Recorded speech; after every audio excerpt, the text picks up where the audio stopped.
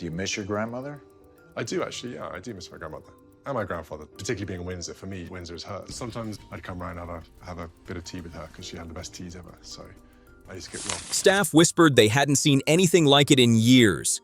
This was no ordinary inheritance. It was a war of wills and ambition. Every clause in confrontation told a story, from the Queen's handwritten notes to Tom Parker Bowles's failed business ventures. The defining moment came when Camilla stood silent, watching William sign away her last hope. This wasn't just property. It was Queen Elizabeth II's final chess move.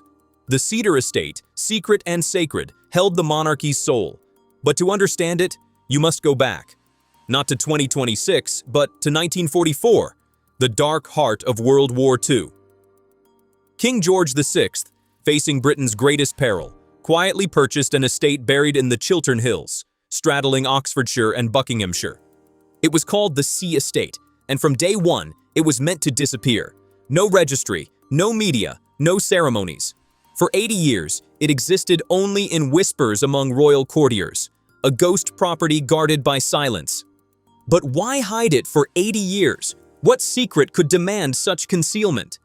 The answer arrived in briefing notes given to royal correspondents that February morning, and what they revealed left even veteran historians speechless. The Cedar Estate contained a private chapel, secret vaults filled with wartime letters and royal communications, 72 unseen portraits, and most shocking, 14 sealed audio recordings of the Queen in private talks with Churchill, Mandela, Reagan, and de Gaulle. One archivist described it perfectly. This isn't a museum of history, it's the soul of the monarchy itself. Between 2017 and 2021, Prince William had been quietly visiting the Cedar Estate on weekends, not for duty, but devotion. He walked the groves with the Queen, cataloged letters, even repaired archive systems himself. And she noticed. In one handwritten note, she wrote, "He will inherit more than the crown. He will inherit the silence that preserved it." Those words weren't flattery. They were destiny.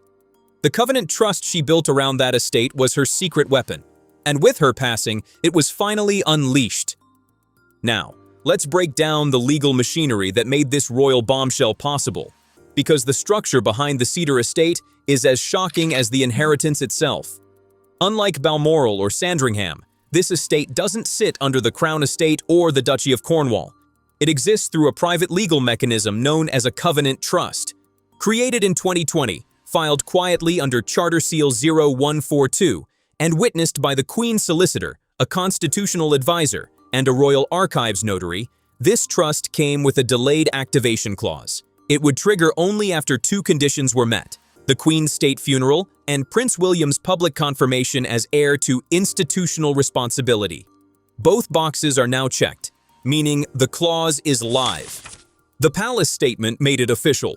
Under the terms of the sealed covenant trust, executed by Her late Majesty Queen Elizabeth II in 2020, the property known as the Cedar Estate shall pass in full and exclusive guardianship to His Royal Highness the Prince of Wales, effective immediately. Simple words, irreversible consequences. But not everyone took the news gracefully. Inside sources revealed that Camilla and her son Tom Parker Bowles had been plotting for years to gain influence over the estate. They'd quietly built plans that no one was supposed to find. Starting in late 2024, Camilla had been pushing an idea she called the Windsor Cultural Legacy Center, a polished vision of retreats, literary salons, and heritage tours through the cedar groves. Respectable on paper, but beneath it, ambition burned bright. Because while Camilla spoke of legacy, Tom saw money. Leaked memos show he had grand commercial plans, a Michelin star restaurant inside the estate's old hunting lodge, a luxury food brand called Royal Wild with cedar-aged cheeses and estate-sourced wines, private tastings, VIP events, a royal gold mine disguised as heritage. Then came October 18, 2025, the day it all unraveled. A leaked note revealed that Tom's legal team was trying to have parts of the estate reclassified under public heritage law, claiming its wartime roots justified cultural status. That reclassification could have weakened William's sole ownership and opened the door to shared management. Sound noble? Hardly. It was a corporate takeover masked as preservation. In November 2025, Camilla hosted a private event near Henley-on-Thames, supposedly about rural sustainability. Guests later revealed it was a trial run for a new model of shared control between Camilla's foundation and outside donors. When William learned of it, he didn't lash out. He simply refused to attend, calm, firm, and loyal to the Queen's wishes. Just 3 weeks later, he signed the Covenant Trust at Northacre Hall, sealing Camilla's fate. And what she didn't know yet? The Cedar Estate was only the beginning of her downfall. Northacre Hall, a sprawling 1,200-acre royal gem hidden between Wiltshire's ancient hedgerows and Berkshire's rolling hills. Once a discreet retreat used for hunting weekends and private diplomacy, its quiet charm masked enormous value, prestige, agricultural revenue, and untapped licensing rights from an 800-year legacy. But what made this transfer explosive was its timing. Documents dated September 8, 2022, just weeks before the Queen's passing, revealed she had quietly reclassified Northacre Hall from a shared Crown Estate asset to her personal sovereign property. That move meant she could pass it privately, not through institutional succession, but directly through her will. In Appendix R3, she wrote, "Let Northacre remain with the child who bears the burden of our future. Let it be not merely shelter, but sanctuary." With those words, she bypassed both King Charles and Princess Anne, shaking the palace to its core. Archivists confirmed it was the first transfer of its kind since Queen Victoria's 1872 Highland reallocation. Only 2 people knew, Lady Sarah Chatsworth and Sir Alistair Denholm, her legal advisor. The sealed envelope bore just 3 words: "For the reign after me." But while the Queen acted in foresight, Camilla was already plotting. By 2023, she and Tom Parker Bowles had begun quietly lobbying to bring Northacre Hall under their control. Publicly, it was marketed as a farm-to-table revival, but privately, investors from the UAE and a Paris-based firm were lining up. Their plan? A 5-star boutique hotel, a royal cooking school, and a rebranding of Northacre into a luxury Windsor experience. A July 2025 report valued its licensing rights at £48 million over a decade. As one courtier said, Camilla thought she'd bought the estate with influence, but the Queen outplayed her from beyond the grave. Then came a storm of whispers. Camilla's longtime fixer, Maurice Lulo, began a quiet PR campaign suggesting the monarchy had overinvested in heritage properties. Anonymous think pieces soon appeared calling for generational equity. It was spin, pure and simple. Next, Tom pushed a lease inquiry for the estate's southern orchard tract, calling it unused land. The duchy's legal team shot it down instantly, citing inheritance protection. Palace insiders said Camilla's reaction in November 2025 wasn't anger. It was icy fury. But destiny had one more surprise. In January 2026, Princess Anne uncovered a hidden codicil inside a Windsor folio marked W. William George. It led to a secret property, Clarence Hill Estate, hidden deep within the Chiltern Hills. What she found there would rewrite the family's future forever. Clarence Hill Estate, a hidden royal stronghold purchased in 1947 by King George VI, designed as an off-book reserve for direct heirs, untouched by Parliament, public scrutiny, or royal funding shifts. Queen Elizabeth II's handwritten directive was crystal clear. I entrust Clarence Hill to my grandson William, in full title and spirit, free of encumbrance, free of shadow. Let it remain outside the Crown Estate, immune to politics, immune to scandal. This land is a covenant, not a commodity. Those weren't poetic words, they were strategy. By her final years, the Queen had grown deeply wary of public scandals and chaos around Prince Andrew and Prince Harry's media ventures. She wanted protection, not for reputation, but for the morality of the crown. Clarence Hill would be William and Catherine's sanctuary, the compass guiding the future of the monarchy. When Camilla learned of the transfer on January 20th, insiders say she exploded. She immediately called her legal team and Tom Parker Bowles to Highgrove. Tom had just lost a major publishing deal tied to his food brand's misuse of the royal crest, and Camilla saw Clarence Hill not as sacred, but as a golden opportunity. Leaked emails later exposed her plan. Imagine the launch, from the Queen's Garden to yours. By January 23rd, her new company, Hill & Crown Limited, was already registered, with Tom as executive director. Their plan: rebrand Clarence Hill into a boutique eco-luxury brand. Part spa, part hospitality retreat, complete with royal sustainability branding. Tom would become the Prince of Green Britain. But the Queen had already locked the gates. The codicil transferring Clarence Hill to the Duchy of Cornwall had been notarized long before.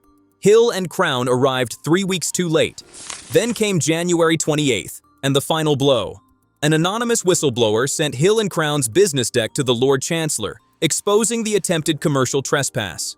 The leaked files showed everything: luxury valuations, marketing decks, even mock-ups of Clarence Hill with corporate logos splashed across its Edwardian facade.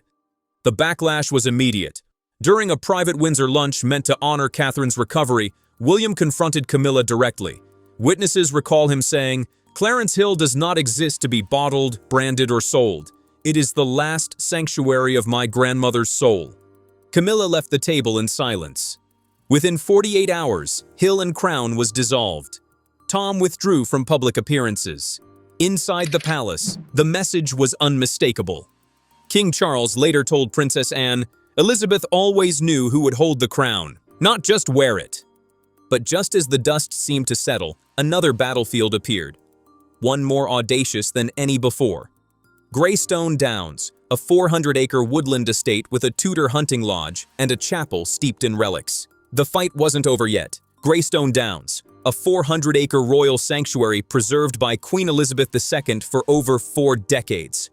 To her, it wasn't just a retreat. It was a moral compass for the monarchy, the living reflection of duty, restraint, and quiet dignity. Leaving it to William wasn't simply practical. It was symbolic. He wasn't just heir to the throne. He was heir to principle. But Camilla and Tom saw an £80 million opportunity. According to documents leaked by a former aide, Greystone Downs was their dream prize, and their plans were as bold as they were shameless. Their blueprint included £5,000 a night eco-lodges, curated dining hosted by Tom, and a members-only culinary club for ultra-rich clients from the UAE and East Asia. A Windsor sanctuary brand built on someone else's heritage. Behind the scenes, Camilla's legal contact, Ori P. Mallory, was probing the Queen's will for loopholes, anything to allow shared custodianship. Meanwhile, Tom had already registered Stag Crown Hospitality Limited in Luxembourg, weeks before the will's public release. His vision: convert the estate's chapel into a mindfulness retreat and its stables into a vineyard spa. But Princess Anne wasn't fooled. She intercepted an email between Camilla's lawyer and a House of Lords peer, and she showed it to William. Her verdict was ice cold. She's not challenging the crown. She's challenging mother's ethics. William acted fast. On February 3rd, 2026, the Royal Archives released a sealed codicil handwritten by Queen Elizabeth and notarized in 2021. It forbade any commercial conversion or rebranding of Greystone Downs without William's personal approval. It was the Queen's voice reaching from beyond the grave, and it ended the fight before it began. Witnesses say when Camilla opened the envelope, she read it twice in silence, then whispered 4 haunting words: "Even in death, she leaves me caged." 2 days later, William, Catherine, and their children visited Greystone Downs quietly. Cameras caught them walking at sunset. No press, no statements, just a family honoring a promise. But the story wasn't over. Next came Green Heath Estate, 500 acres of untouched royal woodland once used for secret diplomacy and high-level retreats. Camilla had assumed it was a forgotten plot, but she couldn't have been more wrong. Green Heath came with a hidden £37 million trust, built slowly through decades of private transfers, personally approved by the Queen herself. A secret financial shield no one but William knew existed. By the time Camilla realized it, the money and the power were gone. The Queen's grand plan was complete. Every estate secured, every challenger defeated, every move pre-calculated years in advance. The revelation of the Green Heath Trust didn't just surprise Tom Parker Bowles, it infuriated him. He had spent months crafting his dream, a royal-branded culinary wellness retreat, backed by Dubai investors and a French spa giant. Camilla had allegedly promised him that once King Charles stepped into semi-retirement, Her regency privilege would seal royal endorsement. Plans were already rolling, invitations drafted, menus finalized with duchy olive oils, fine wines, and local produce. But on January 30th, 2026, everything collapsed. Princess Anne, acting for the Crown Trust Authority, sealed the asset transfer to William, backdated to December 28, 2025. Green Heath and its £37 million trust were now entirely his. That evening, a royal sedan arrived at Clarence House carrying the final documents. And a surprise, a private audio recording of Queen Elizabeth II explaining her wishes. In her calm voice, she declared Green Heath a secure legacy zone, dedicated to environmental education, child rehabilitation, and sustainable stewardship under William and Catherine's care. Camilla was livid. That night, she summoned Tom and 2 lawyers to Romley House. Palace leaks said the meeting spiraled instantly into legal plotting. Camilla wanted to challenge the Queen's mental clarity, hinting that William and Catherine had manipulated an elderly monarch. It was a posthumous attack on Elizabeth herself, a desperate bid to rewrite history. But the Crown struck back fast. Despite his frailty, King Charles issued a private written warning within 48 hours. Any attempt to undermine Elizabeth's will shall be treated as sedition against the Crown's memory. When the Times leaked the letter on February 2nd, outrage exploded. Scholars, royal experts, and monarchists condemned Camilla's alleged move as morally bankrupt. Meanwhile, Princess Catherine appeared unannounced at a Windsor children's hospice, calm, compassionate, radiant. Her quiet grace said more than any statement ever could. The next morning, February 3rd, William arrived alone at the Greenheath gates. No fanfare, no cameras, just a man honoring duty. He signed the Greenheath Royal Future Trust, locking the estate from commercial use forever and aligning it with his grandmother's environmental vision. As he finished signing, a black Rolls-Royce appeared. Camilla stepped out, silent, face hidden behind dark glasses, clutching a folder. She didn't speak or approach. She simply watched as the legacy she tried to seize slipped away forever. By nightfall, Tom was absent from view.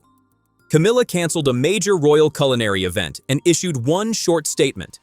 Her Majesty Queen Camilla regrets recent developments and supports the King's reaffirmation of the late Queen's legacy.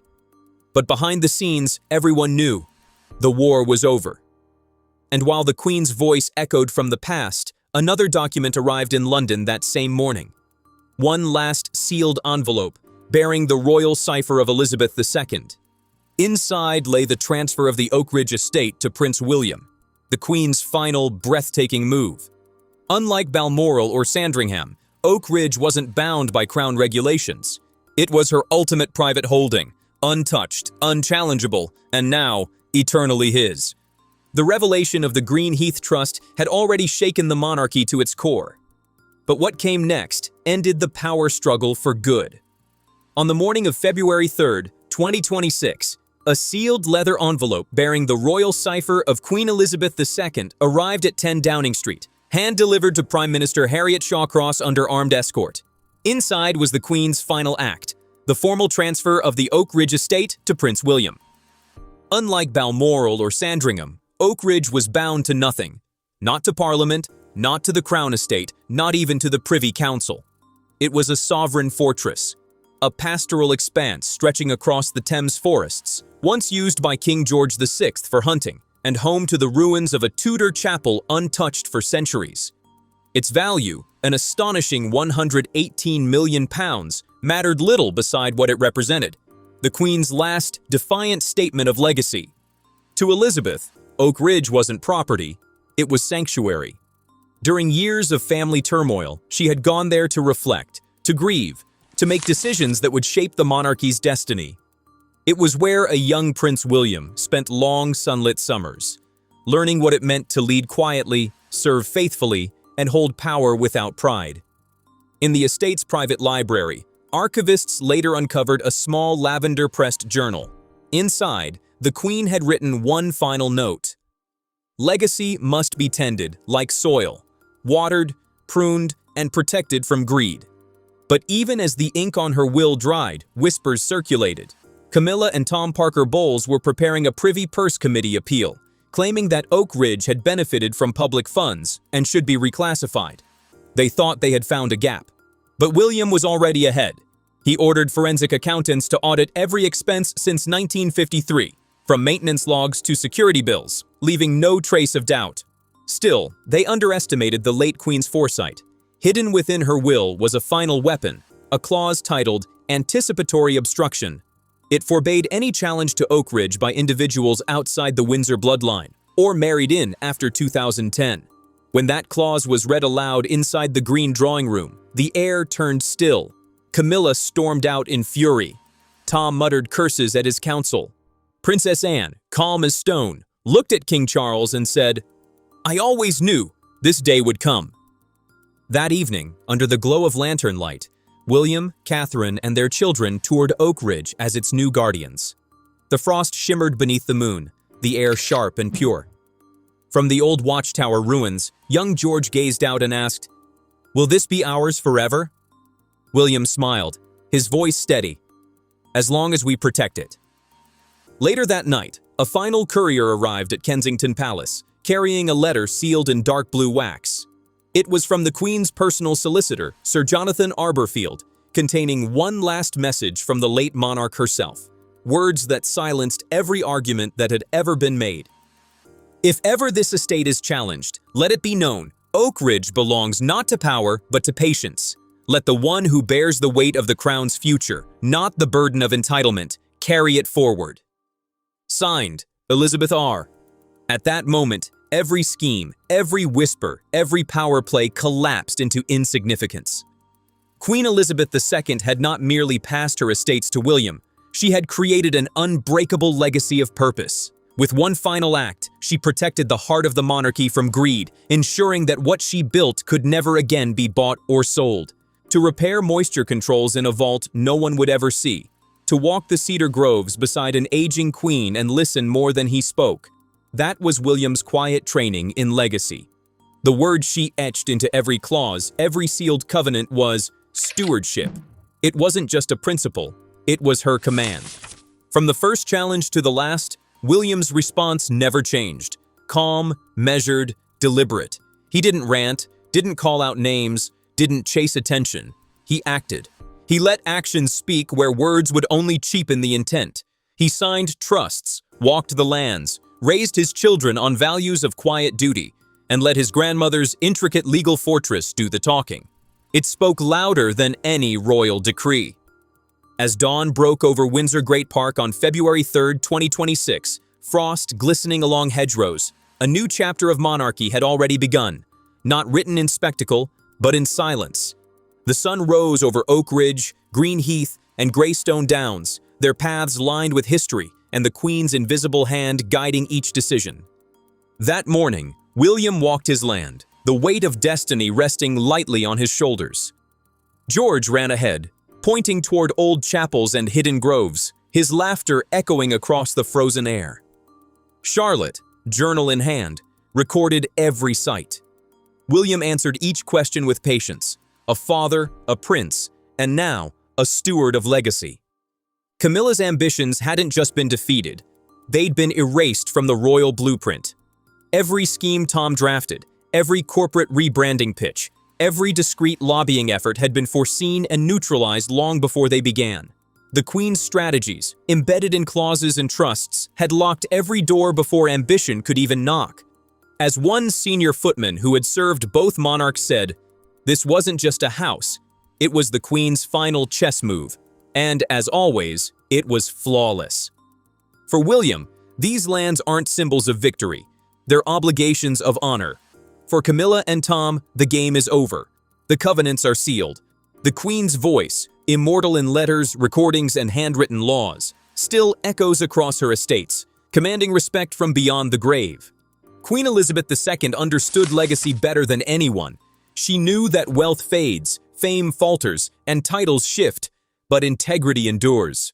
Real power lives not in gold or ceremony, but in the courage to protect what matters, even from those who share your bloodline. In the end, William inherited more than land. He inherited trust, a sacred, unspoken faith from the woman who saw through every ambition, every deception, and still believed in his quiet strength. He got the estates, yes, but he also got the mission. The mission to keep the monarchy grounded in service, humility, and grace. And though this chapter closes with her signature, Elizabeth R., the story is far from over. The next page belongs to William, and what he builds now will determine whether the Queen's legacy remains unshakable for generations to come. If you followed this story, share your thoughts, because the Queen's final checkmate has been played and the future of the monarchy now rests in the hands of the one heir she trusted to protect it. In the days that followed the sealing of Oakidge, London exhaled, slowly, cautiously, as though the city itself understood that something irreversible had happened. The headlines spoke of a silent revolution, yet inside the palace there was no celebration, no champagne toasts, only stillness. The Queen's handwriting, her seals, her clauses, all of it had redrawn the map of royal power without a single speech or confrontation. She had passed, but her pen still ruled. Observers from every corner of the world began to realize what had truly unfolded. Queen Elizabeth II had not only outmaneuvered those who sought to commercialize the crown, she had re-engineered the meaning of inheritance. The estates she left behind were not wealth, they were instruction. They were her final curriculum in duty. For years, the monarchy had wrestled with relevance in a modern age obsessed with profit and image. Yet, through legal mastery and quiet foresight, the Queen had proven that dignity could still win the long game. Behind closed doors, aides reported that William spent the week visiting each of the newly secured estates. No cameras, no entourage, only a handful of staff and his family. At Greystone Downs, he paused in the chapel and placed a single sprig of cedar on the altar. At Green Heath, he met with environmental scholars and asked them how the land could best serve education rather than ceremony. At Oakidge, he walked alone through the frost, stopping beneath the same oak where his grandmother had once stood to address her first private Christmas message to the family. Those who saw him said his expression carried both awe and weight, the look of a man who finally understood the scale of the trust he now held. Camilla, by contrast, vanished from view. Her official schedule thinned, her advisors resigned quietly, and the glossy projects she once championed faded from public notice. Even her fiercest defenders conceded that she had underestimated the late Queen's resolve. The same press that had once amplified her initiatives now turned reflective, almost sympathetic, acknowledging that she had entered a game already lost before it began. The monarchy had been fortified by law, not by sentiment. In Parliament, a motion of commendation was whispered, not political, merely historical, honoring the late Queen for safeguarding national heritage against private interference. Scholars called it the most intricate royal succession maneuver in 2 centuries. Historians compared it to the reforms of Victoria, but colder, sharper, more surgical. Elizabeth II had fused tradition and strategy into something future monarchs would study for generations. And so, in the quiet heart of February 2026, Britain found itself staring at a monarchy transformed, yet unchanged. William's era had begun not with fanfare, but with order. The estates were safe, the archives secure, and the moral line of succession restored. What lay ahead was uncertain. The modern world still demanded adaptation. But for now, the institution stood unshaken, guarded by the echoes of a queen who never stopped thinking 3 moves ahead. Somewhere within the sealed vaults of Cedar Estate, her voice endures, captured in those 14 private recordings. No one knows when they will be released, or if they ever will. But those who have heard whispers of their content say that in one of them, she speaks softly about legacy. History is not what we leave behind. It is what we protect until someone else is ready to carry it. And on that winter morning, as Prince William walked beneath the rising sun, it was clear that moment had come. The crown had passed, the trust was complete, and the story of a grandmother and grandson had become the foundation of a monarchy reborn.